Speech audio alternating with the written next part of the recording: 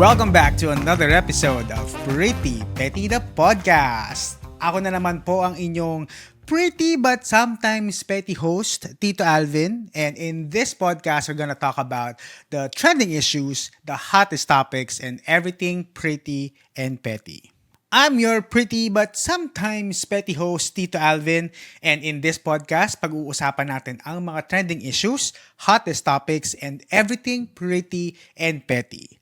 Kung bago ka dito sa podcast, please consider subscribing to our YouTube channel by clicking on the subscribe button. Tapos i-click nyo na rin yung notification bell para updated ka sa mga bago nating episodes. If you're listening to Spotify naman, you can also follow our page in Spotify by going back to the main page and then click nyo yung follow. Tapos, since nasa Spotify na rin kayo, bigyan nyo na rin kami ng 5-star rating. Now, for this week, medyo political ang ating pag-uusapan natin para sa linggong ito. So, kamakailan naglabas ng statement si Sasa Girl that she is withdrawing. Basta, binabawi na niya ang kanyang suporta para sa isang senatorial candidate na si Heidi Mendoza. Yan, si Madam Heidi. So, si Sasa Girl, hindi mo tinatago, no? Pero napaka-vocal niya when it comes to supporting Heidi Mendoza. Kaso ito na ang siste. Nung nakaraang senatorial debate, may isang question doon na tinanong lahat ng umattend na senatorial balls. Ang tanong is, do you support same-sex marriage? Okay. So, magtataas sila ng mga placards nila, yes or no. Si Madam Heidi, ang tinaas niya ay no. Ayan. So, dahil dito, si Sasa Girl ay labas ng post or ng statement na binabawi na niya ang kanyang suporta kay Ma'am Heidi. Nire-respeto naman daw niya ang desisyon at ang stance ni Heidi Mendoza pagdating sa same-sex marriage. Pero because of that, Sasa Girl is pulling off or she's pulling the plug when it comes to supporting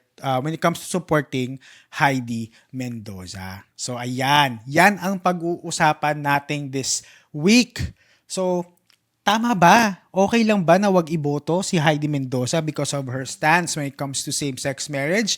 O okay lang? Okay lang naman siya iboto kasi same-sex marriage is just same-sex marriage. Okay, pag-uusapan natin yan this week. Okay, so wag na natin patagalin pa, no? So, sa mga hindi nakakaalam, so si Heidi Mendoza ay isa sa mga bagong pangalan when it comes to politics. Dati siyang commissioner ng Commission on Audit. So, to be honest with you, hindi ko kilala si Heidi Mendoza prior to this election. Wala akong idea about her. Hindi ko nga alam na siya pala ang dating commissioner ng Commission on Audit. So, nung lumabas na yung pangalan niya, tsaka ko lang nalaman. So, I don't have any idea about her. Pero, based sa mga nakikita kong post, based sa mga nababasa kong articles online, etong si Heidi Mendoza ay isa sa mga top senatorial balls na gusto ng mga tao because of her point of view when it comes to transparency, when it comes to good governance. So sabi nga nila, Heidi Mendoza is a beacon of hope when it comes to politics kasi hindi siya part ng isang dynasty, meron siyang magandang background, maganda ang track record when it comes to the government kasi maayos naman niyang napamunuan ang Commission on Audit. So maraming nag-root for her to win this election despite not topping the surveys. Wala siya masyado sa surveys eh. For some reason, pag lumalabas yung mga surveys, wala siya sa top 12. Even though medyo maingay ang pangalan niya sa social media, hindi siya nagta-translate sa mga surveys. Yung mga clowns pa din yung mga nangunguna sa survey. Ewan ko kung bakit. So, eto na nga. So, si Sasa Girl is very vocal about her support to Heidi Mendoza. along with Kiko Pangilinan and Bam Aquino. Sila yung parang trifecta na ikinakalat ng mga tao. Si Kiko Pangilinan, si Bam Aquino, and si Heidi Mendoza. Yung trifecta of good governance. Parang ganon. So, ngayong lumabas itong issue ng same-sex marriage and yung yung statement ni Sasa Girl na tinatanggal na niya inaalis na niya yung suporta niya kay Heidi Mendoza. Nasundan pa to ng mga ibang posts from different LGBT personalities and drag queens na sumunod sa yapak ni Sasa Girl na nag-withdraw na rin sila ng suporta kay Heidi Mendoza. Ano ba ang stance natin pagdating dito? So, as a member of the LGBT community, I was, should I say, disappointed? Kasi si Heidi Mendoza is also one of my top senators sa susunod na election, this coming election. Isa siya sa mga nasa top 12 ko na iboboto this elections. So, upon hearing that Heidi Mendoza doesn't support same-sex marriage, medyo I was disappointed because I was rooting for her. I was hoping that there will be a voice, someone who is looking for good governance and at the same time, a voice for the LGBTQ community. Ayun lang, hindi siya sang-ayon sa same-sex marriage. So, coming from the point of view of a member, like me, I'm a member of the LGBTQ community, medyo malungkot lang kasi the LGBTQ community has been fighting for their right, equal rights when it comes to marriage, no? For sure naman yung mga sangkabaklaan, hindi naman nila ini-aim na maging legal ang marriage ng same-sex marriage just for the marriage itself, but more on the rights that goes with it. Yung rights of owning properties, rights on making medical decisions for your spouse, for your partner. So yun yung pinaglalaban ng LGBTQ community. Hindi lang dahil gusto namin ikasal sa simbahan. No, ako personally, hindi ka ganun bet. Kasi gastos lang yun, magpakasal sa simbahan.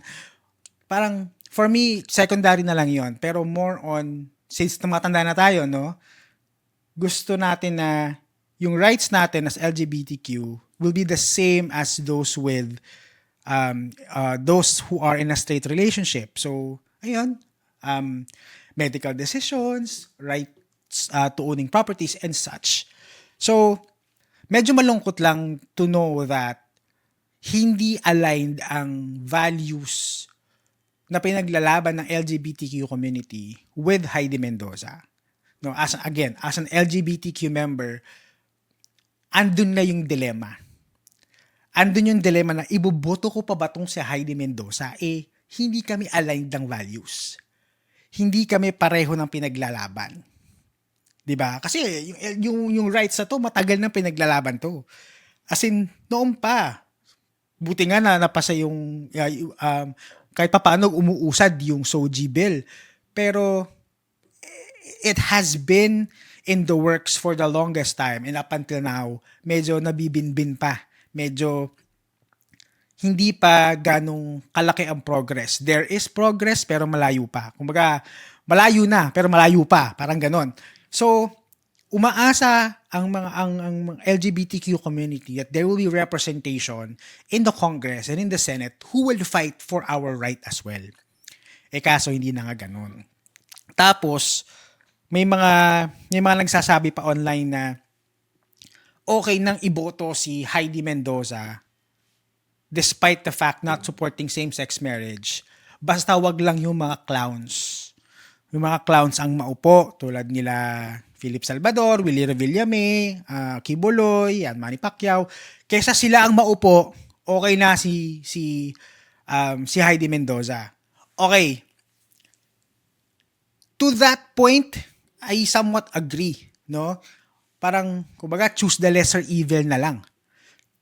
Yes, Heidi Mendoza doesn't believe in same-sex marriage, pero kesa naman si Manny Pacquiao maupo or si Kibuloy ang maupo, at least ako okay na ako kay mas better option na si Heidi Mendoza. Siguro ang masasabi ko lang is just be careful in wording it out. Just be careful in saying your piece to other people. Kasi ganito yan. Madaling sabihin na okay na yan si Heidi Mendoza kesa naman si Kibuloy, kesa yung mga clowns ang maupo. Okay lang yan na hindi siya sumusuport sa same-sex marriage kasi she is for good governance naman. It's also easy to say that and it is valid din naman. Just remember that not all people share the same struggles. Hindi natin alam ang struggle ng ibang tao. And as a person a person who is not a member of the LGBTQ community, ang daling sabihin na okay na yan si Heidi kahit hindi siya nagsusupport ng same-sex marriage. Paano naman yung mga nagsa-struggle when it comes to the rights that they are fighting for? You know what I mean? So, ingat lang na let's not shove your ideas into someone else's throat as if it's the truth.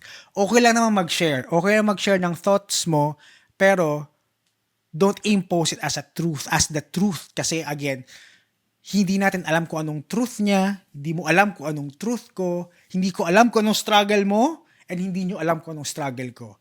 So again, we can be civil people, sharing ideas, sharing thoughts, but by the end of the day, we must leave the decision to the people who will vote.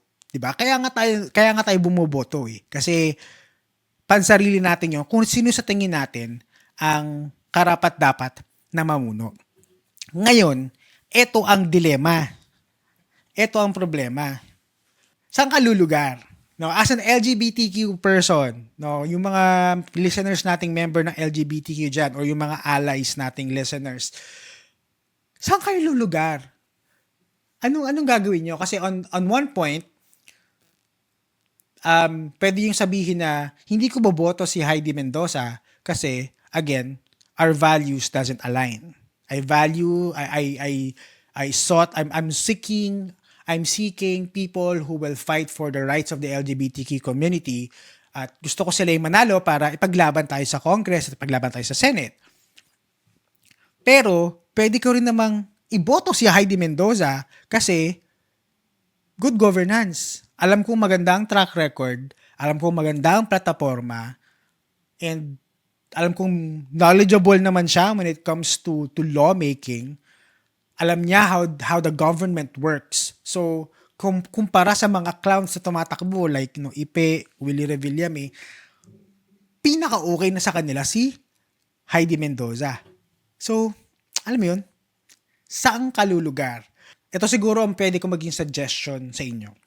Once you're there at your precinct, pagboboto ka na, think of who you are as a voter. Sino ka as a voter? Ikaw na nakaupo, hawak mo yung balota, mag-shade ka na ng mga ng mga pipiliin mong kandidato. Sino ka as a voter? If you are a voter or kung ikaw yung botanteng mahalaga sa'yo ang LGBTQ rights, then go ahead, don't vote for Heidi Mendoza. Kasi again, hindi kayo aligned ng values. Pero if you are voting as a Filipino citizen looking for good governance, then by all means, iboto mo si Heidi Mendoza. Hindi mo man iboto mo man, there's nothing wrong with that. That's how democracy works. Of course, may repercussions siya, no? Kung if ever hindi manalo si Heidi or if ever manalo si Heidi, domino effect yan. May mangyayari. May resultang mangyayari dyan. And kung ano man yon, hindi natin alam. Basta tayo, we are just banking on what we believe is right and what we believe is the truth. Ngayon ito, iniisip na marami, dalawa lang options. Either not vote for Heidi or vote for Heidi Mendoza. Pero may third option naman daw. Meron ako nakitang post na nagsasabi na bakit bakit kayo nahihirapang mag-decide kung iboboto nyo si Heidi o hindi? Meron namang iba.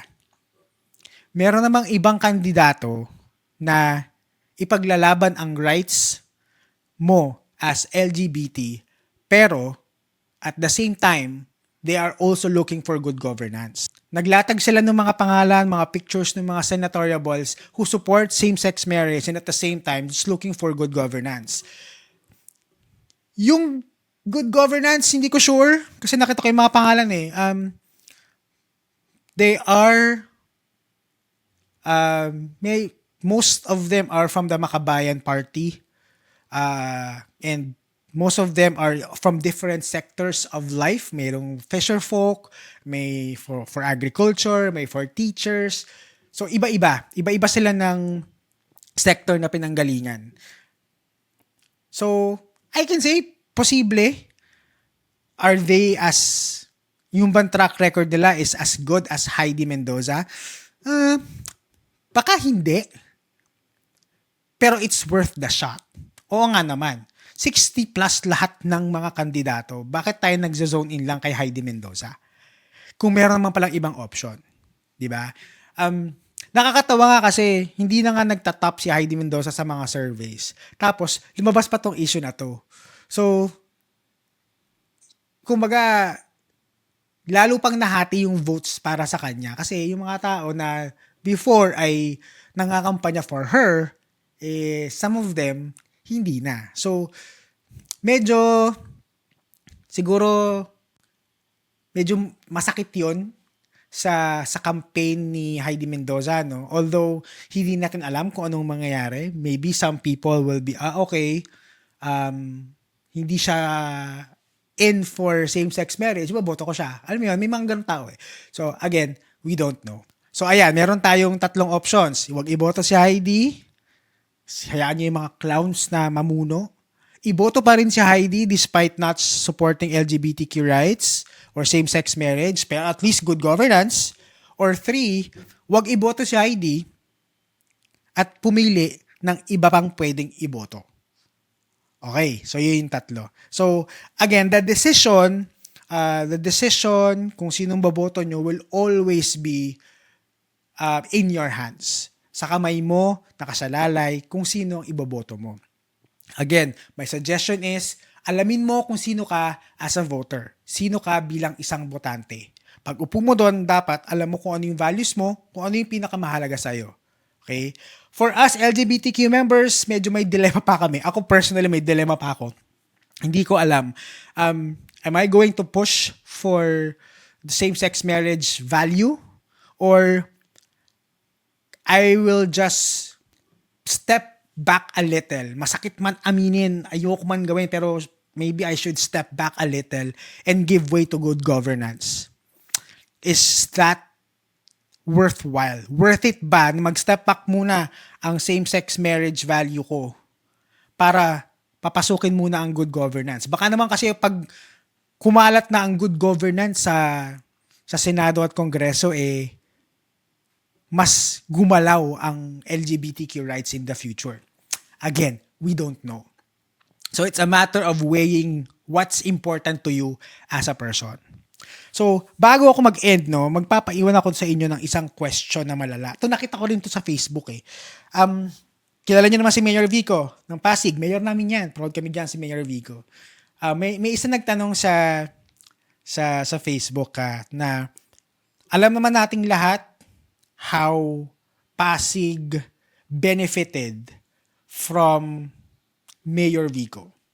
Ako personally, nakita ko how nag-progress ang Pasig under the governance of Mayor Vico with his fight for good governance. What if in the next 3 years, the next 6 years, tumakbo siya for a higher position, maybe Congress or maybe Senate. Tapos, tinanong siya, what is your stance with same-sex marriage? Or kahit hindi mo same-sex marriage, divorce, abortion, charter change, I don't know. Tinanong siya about his stance when it comes to a certain life choice. Tapos, hindi siya aligned sa life choice mo. For example, ako, tinanong si Vico, agree ka ba sa same-sex marriage? Sabi niya, hindi. Pero alam mo magtrabaho si Vico. Alam mo yung klase ng governance na meron siya. Iboboto mo pa ba siya? Kahit alam mong hindi siya agree sa pinaglalaban mo. Something to think about. Okay, hindi pa mangyayari yan, but that will come true in the next 3 or 6 years.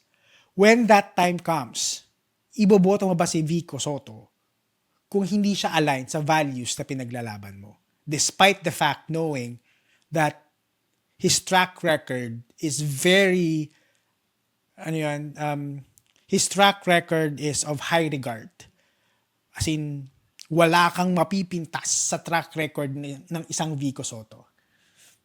Ako, ayoko munang isipin. Pero wag naman sana. Sana parehas kami ng values para everybody happy. Pero for now, kasi tahimik siya hindi ko alam kung anong stance niya eh. Medyo magaling siya dito sa part na hindi niya sinasabi. Pero we will just cross the bridge when we get there. For now, let's cross this bridge of Heidi Mendoza. Kasi for sure, it's going to be the same dilemma in the next few years. Ayan, sige. So again, ang decision, iiwan ko na sa inyo. Bahala na kayo mag-decide kung iboboto nyo si Heidi Mendoza o hindi, or pipili kayo ng iba. Bahala na kayo dyan. Basta ako, dito ko natatapusin itong episode na to. So, kung nag-enjoy ka sa episode na ito, please go ahead and share this episode to your friends and family. Like, subscribe na rin kayo sa YouTube, and i-follow nyo kami sa Spotify. You can also see me in Facebook, Instagram, and in TikTok. Just go to the link you see at the bottom of your screen, or just go to linktr.ee/prettypettythepodcast. If you are a brand looking for partnership and collaboration, feel free to email me at prettypettythepodcast@gmail.com. And with that, lagi nating tatandaan to always stay pretty at wag maging petty. Bye-bye!